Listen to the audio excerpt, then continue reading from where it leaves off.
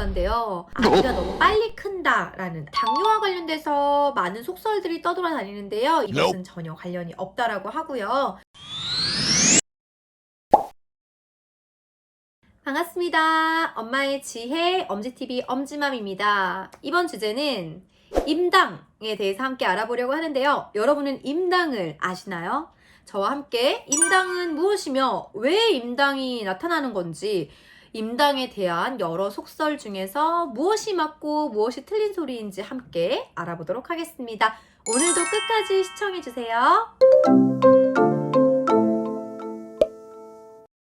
우선 최근에 제 주변에도 임신한 분들이 되게 많아요. 친구도 있고 아는 언니, 동생, 정말 많은 분들이 임신을 했는데 정말 많이 두려움을 느끼는 순간이 있습니다. 출산이 아니라 바로 임당 검사인데요. 또 최근에는 친구들과 함께 같이 밥을 먹었던 자리가 있는데, 거기서 임신 중인 친구가 임당 검사에서 임당이 나왔다면서, 그러자 출산을 했던 다른 이 3명의 친구 모두가 나도 나왔었다라고 격려와 위로를 해줬었는데, 저도 역시 여러분 임당 검사에서 재검이 떴었습니다. 이유는 당시에 바닐라 라떼가 너무 맛있는데 이 더운 여름에 떨어지는 당을 높여줄 수 있는 그 기분 전환용 달달한 커피 한 잔을 포기할 수가 없었거든요. 그래서 커피를 매일매일 마시고 또 검사하기 전에 일정 공복을 유지해야 되는데, 그걸 못 참고 계속 뭔가를 먹다가 가서 검사를 받았던지라 굉장히 위험 수치로 떠서 이거 믿을 수 없다, 재검해야 된다 해서 다시 검사하는 날을 위해 열심히 식이요법을 하고 가서 검사를 받아 통과했던 기억이 있습니다. 그 뒤로도 저는 여름에 출산을 하던 산모다 보니까 여름에 수박이 왜 이렇게 맛있어요? 정말 반 통씩 먹었거든요. 근데 그렇게 많이 먹다 보니 정말 늘 임당의 그 문 앞에 서 있었던 산모 중에 한 명이에요. 근데 최근에는 정말 제 주변의 지인들도 실제 임신성 당뇨라는 확정을 받기 시작하니까 이게 뭔가 남의 일이 아니구나라는 생각이 들더라고요.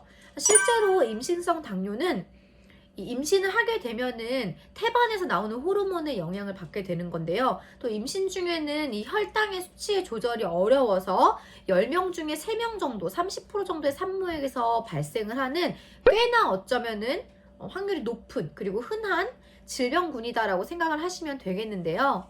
이 태반의 호르몬이 인슐린의 작용을 방해하기 때문에 임신 중에는 당의 수치가 올라가지만, 태반 호르몬이 사라지는 출산 이후에는 다시 정상으로 돌아오는 경우들이 많으니까요. 여러분이 좀 참고를 하시면 좋겠습니다. 하지만 이 임당이라는 거를 왜 검사하는 거고 왜 그렇게 병원에서 중요하게 생각을 하느냐, 역시 이유가 있겠죠. 우선 임당이라고 하면 많은 산모분들이 생각을 하시는 것은 아기가 너무 빨리 큰다라는, 아기가 살이 불어서 살이 찌면은 그만큼 출산이 힘들다라고 많이 말씀을 하시는데요. 이것뿐만 아니라 실제로 임당이 뜨게 되면은 임신성 당뇨에 계신 산모들은 이 아이가 선천적 기형아가 되어 출산이 될 경우도 매우 높다라고 하니까요. 우리가 이런 기형아에 대한 부분들, 또 출산 과정에서의 난산에 대한 부분들, 또는 출산 과정에서의 아기가 사망을 하는 경우들에 대한 사례들 때문에 이 임신성 당뇨라는 부분에 대해서 두려움을 많이 느끼는 것 같습니다. 보통 임당 검사는 임신 중기 24주에서 28주경에 검사를 받는데요. 그냥 평소처럼 생활을 하시는 것을 추천드리고, 물론 우리가 임당 검사 끝나고 나서 정상으로 통과를 했다라고 해서 다시 그 이후에 식습관을 막 단 거 많이 먹고 군것질을 많이 하고 이런 것보다는 정말로 그 수치의 검사 기간뿐만 아니라 임신 중에는 전 기간 동안 좀 먹는 것에 대해서 신경을 쓰셔야 될 것 같아요. 우리 임당 검사는 임신 중기에 검사 전날 10시간에서 14시간 정도의 공복 시간을 갖고, 그리고 다음날 그 공복 시간 이후에 공복 상태에서의 혈당 상태를 검사를 하게 되는데요. 굉장히 달달한 그 오렌지 맛 시럽을 마시라고 하고, 이 공복 시 당이 들어갔을 때 내가 그 당을 잘 조절할 수 있는 능력이 있는지, 이것을 검사하는 것이라고 보시면 되겠습니다. 저는 공복 이후에 그 오렌지 맛 달달한 시럽이 다른 산모님들 후기에서는 막 맛이 없었다, 비위가 상했다라고 하는데 너무너무 맛있었던 그런 기억이 납니다. 검사는 체혈을 통해서 검사가 진행이 되고요. 검사를 하시는 산모들께서는 대기를 하셨다가 검사 결과를 받으시는 분들도 계시고, 최근에는 이런 환경적으로 코로나19 때문에 검사를 하고 나서 집에 이제 돌아가시면은 이후에 문자로 개별 알림을 주시는 경우도 있다라고 합니다. 임당이 떴다라고 하면은 임신성 당뇨 확정 이후에는 식이요법과 함께 운동을 꾸준히 해주시는 게 굉장히 중요하고요. 또한 인슐린 치료까지 받게 된다라고 하면은 출산 이후에도 엄마가 당뇨를 갖고 살아갈 확률이 매우 높아지기 때문에 이 부분에 대해서 미리미리 임신 중에서도 건강한 관리를 잘 해주시기 바라겠습니다. 하지만 너무 이 과한 식이 조절, 식이요법이나 운동 때문에 오히려 임신 중에 스트레스가 높아지거나 또는 무리하게 몸에 체력에 무리가 되어서 오히려 더 건강이 안 좋아질 수도 있으니까요. 그냥 우리가 임신을 안 했다라는 그 가정하에 일반적으로 했어야 되는 식이요법보다는 한 80%, 70% 선에서 적절히 하루 3끼 꾸준히 드시되 중간중간에 간식도 드시면서, 하지만 그 내가 무엇을 먹느냐에 먹는 것들만 조금씩 바꿔서 식이요법을 해주시면 좋겠습니다. 자, 그러면 당뇨와 관련돼서 많은 속설들이 떠돌아다니는데요. 이 중에 허와 실에 대해서 yes and no 한번 퀴즈를 알아보도록 하겠습니다. 남성이 아빠가 당뇨에 걸려 있으면은 이 임신 중에 태아에 영향을 줘서 결국 엄마도 임신성 당뇨가 되는 것이냐 라고 생각을 하시는 분들이 계시는데요. 이것은 전혀 관련이 없다라고 하고요. 네, 다만 엄마가 임신 중에 임신성 당뇨를 갖게 되시면은 이후에 출산 후에도 당뇨나 합병증으로 이어지는 경우들이 있다고 하니까 임신성 당뇨였던 분들은 좀 더 주의가 필요하겠습니다. 인슐린을 맞게 되면은 태아에게 영향을 주는 것이 아닌가요? 유산이 되는 건 아닌가요? 라고 궁금하실 텐데요.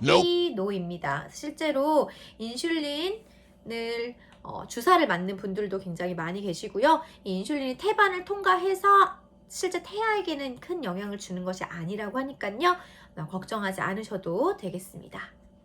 또한 인슐린 치료를 받고 있을 때에는 엄마가 모유 수유를 하면 안 된다라고 말씀하시는 분들도 계셨는데요. 아닙니다. 네, 이것은 엄마의 호르몬을 조정하는 것이기 때문에 이 치료 후에 엄마는 모유 수유를 할 수도 있고요. 그리고 실제로 큰 영향이 없다라고 하니까요. 오히려 모유 수유를 하는 것이 또 오히려 엄마의 이 당을 조정하는 데에도 긍정적인 영향을 주었다라는 논문 결과도 있다고 하니까요. 여러분 참고하시기 바라겠습니다. 네, 임신성 당뇨의 경험이 있는 엄마들은 출산 후에도 당뇨병이 재발이 되나요? 라고 물어보시는데요. 네, 이것은 맞다고 합니다. 그래서 실제 이 논문 조사 결과에 의하면은 임신 중에 임신성 당뇨의 경험이 있는 산모들은 출산 후 20년 이내에 약 50% 정도 이상의 산모들이 다시 재발을 했다라고 하니까요.